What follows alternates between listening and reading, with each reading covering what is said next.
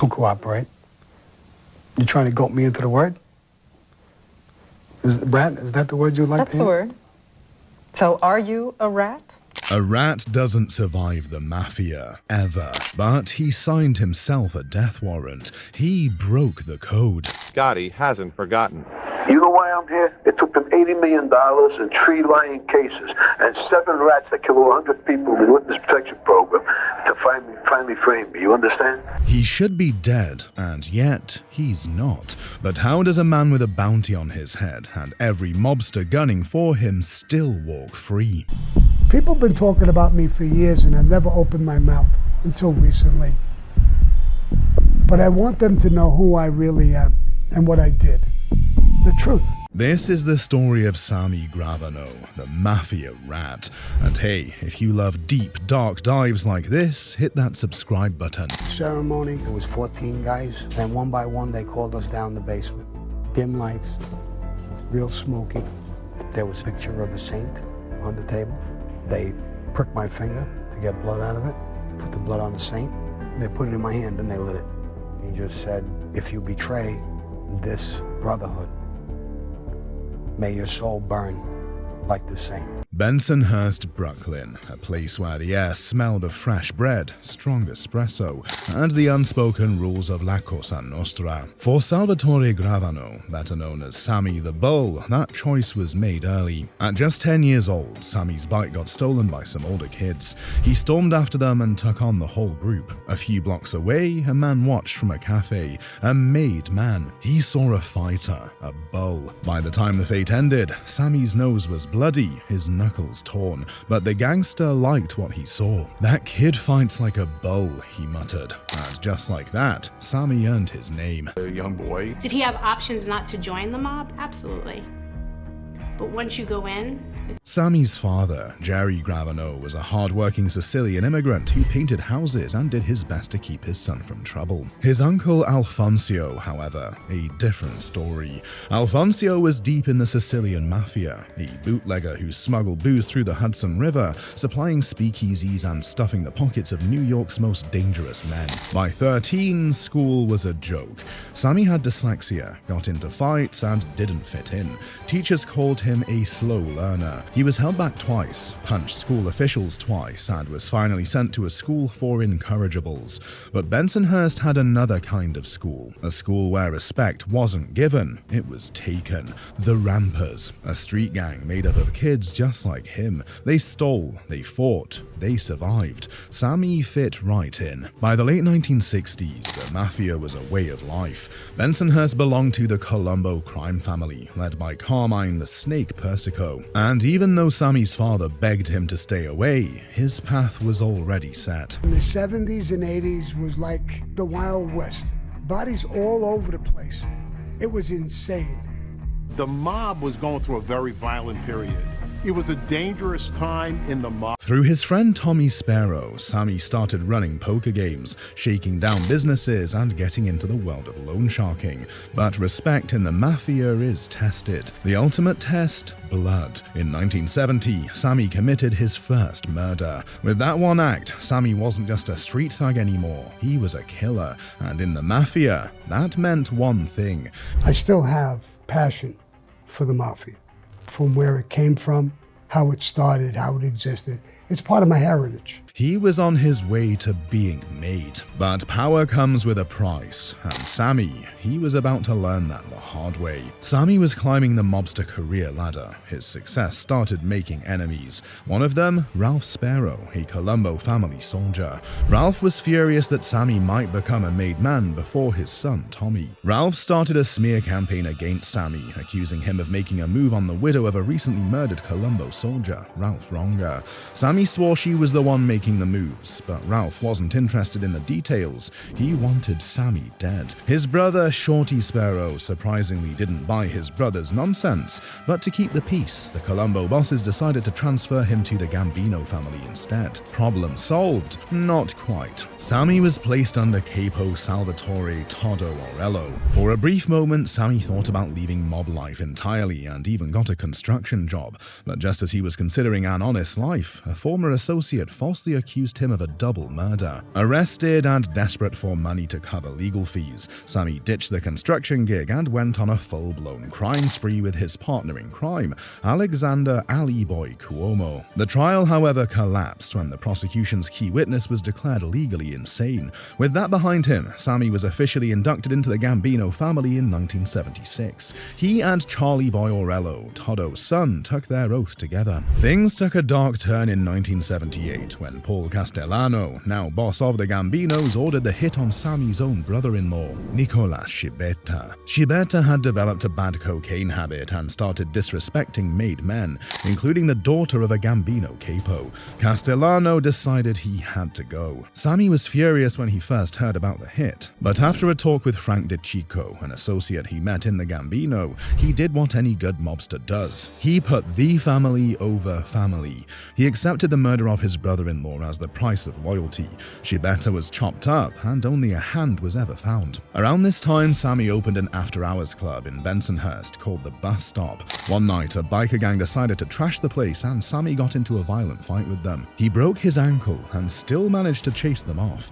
After that, he went to Castellano and asked permission to, well, handle it. Castellano, probably expecting something reasonable, was shocked when Sammy hunted them down himself, on crutches, and personally took part in the revenge killings. Unlike traditional mobsters who made their money from gambling and loan sharking, Castellano was more interested in white-collar crime, construction, trucking, and garbage disposal. Sammy was the perfect fit. He started raking in millions through drywall and plumbing businesses, bought a massive estate in New Jersey, and even got into horse racing at the Meadowlands. And then he opened a Brooklyn nightclub, the Plaza Suite, which made him an easy $4,000 a week. Sammy's wealth made him a key player in Castellano's vision of a more sophisticated crime family, but it also put him on a collision course with some powerful enemies. One of those enemies was Louis De Bono, a fellow Gambino soldier who tried to cheat Sammy out of money. During a heated meeting, Sammy lost his temper and beat De Bono in front of witnesses. In Cosa Nostra, laying hands on another made man is basically asking for a death sentence. De Bono ran straight to Castellano, and a sit-down was arranged. But Sammy had powerful allies, his mentor Todo Orello and underboss Neil Della Croce, who vouched for him. Instead of being wagged, Sammy walked away with a $200,000 settlement and a new reputation as a guy who didn't take disrespect lightly.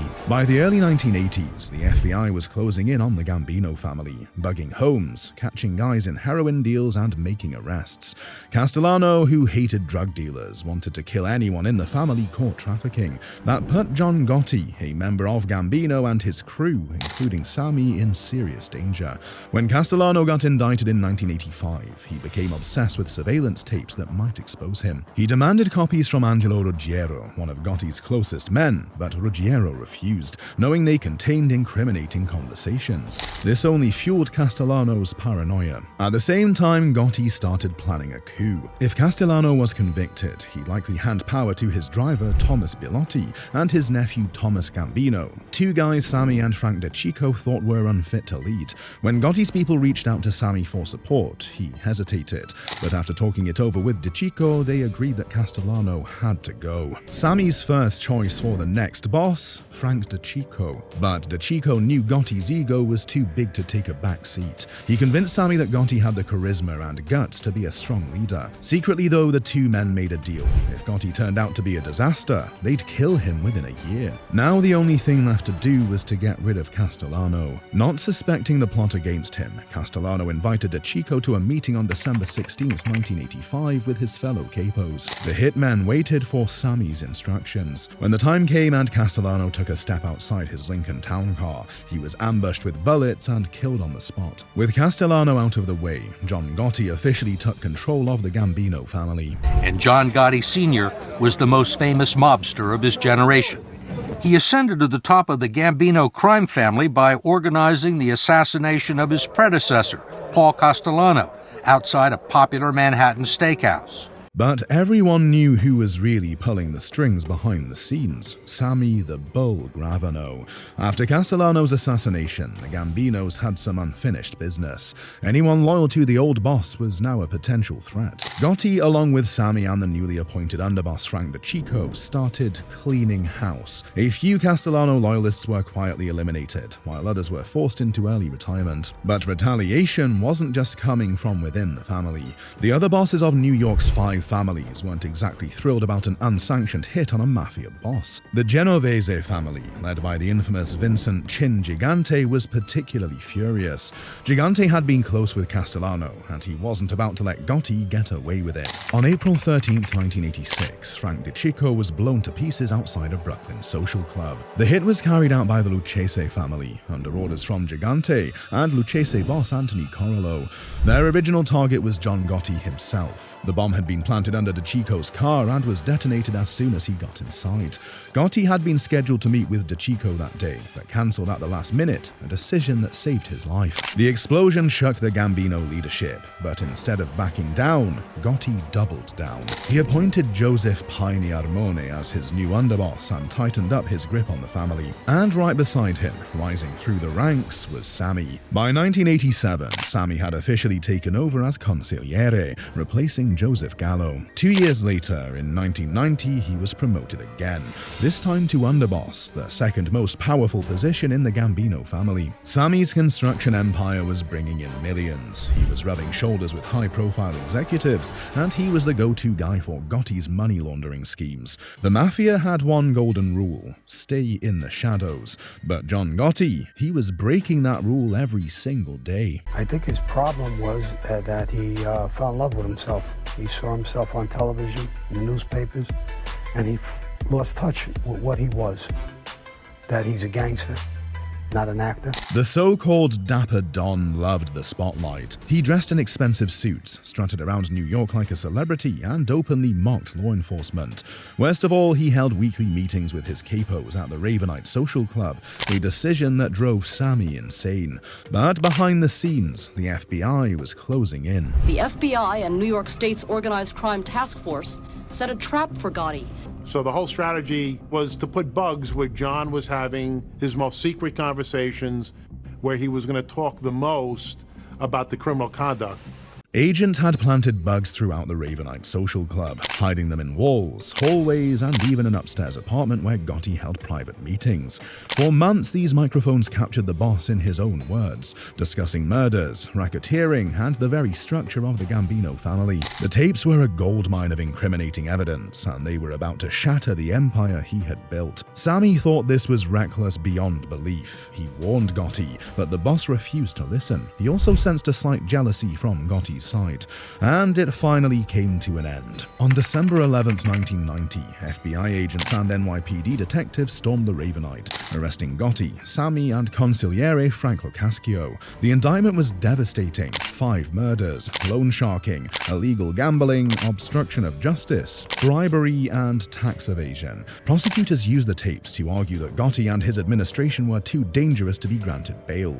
Worse, they successfully disqualified Gotti's longtime attorneys Bruce Cutler and Gerald Shargle, claiming they were essentially part of the Gambino family's criminal operations. In one recorded conversation, Gotti was caught on tape calling Sammy greedy, reckless, and disposable. John Gotti was so enamored of Sammy the Bull that he made him his underboss. Me and John ran the family. It was me and him against the world. He openly talked about pinning multiple murders on his underboss to save himself. And I realized that John probably eventually would take me out for no other reason but he wants one show, one boss of John Gotti. He don't want anybody to be his equal. He don't want anybody in any way, shape, or form to shine. And I guess I was shining too much. It was the ultimate betrayal. At first, Sammy was ready to fight the case like a true mobster. The guy had been nothing but loyal. And now Gotti was throwing him under the bus. So are you a rat? I look at it as I was betrayed, I betrayed him. Double-crosser? Master double-crosser. John's a double-crosser. I'm a master double-crosser. We played chess, and he lost. At first, Gotti reassured Sammy that everything was under control and that they would beat the charges like they had before. But the damage was done. These tapes made him question everything. On November 13th, 1991, Sammy made a historic decision. He flipped. He became the highest-ranking member of the Mafia to turn state witness, offering to testify against Gotti and the Cascio in exchange for a plea deal. Over the next few months, he laid out the entire structure of the Gambino family, confirmed Gotti's involvement in multiple murders, and gave the prosecution every detail they needed to dismantle the organization. He admitted to personally participating in 19 murders, all under Gotti's command. They have said you are the single most important witness ever to testify against the mob. I think I am.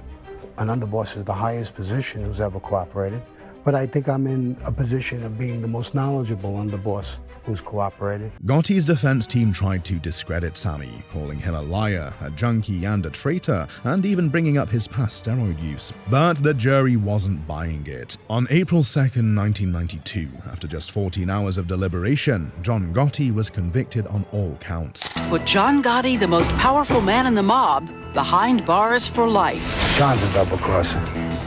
I'm a master double-crosser. Now he walks among us free. On June 23, 1992, Gotti was sentenced to life in prison without the possibility of parole. He was shipped off to the United States Penitentiary in Marion, Illinois, where he would spend the rest of his days in solitary confinement.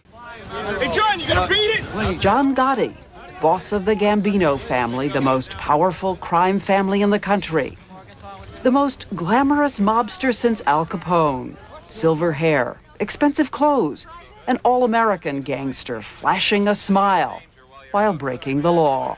As for Sammy, his testimony helped convict 39 mobsters, effectively crippling the Gambino family. In 1994, he was sentenced to just 5 years in prison, but his story wasn't over yet. After serving his time, he disappeared into the witness protection program, only to later reject it and move to Arizona, where he started a new life running a construction business. For a while, it seemed like he escaped, but old habits die hard. While he was able to avoid the Mafia's retribution, he was unable to avoid a life of crime, spending another 17 years in prison after his arrest for drug trafficking. No matter how I feel now, I couldn't change what happened.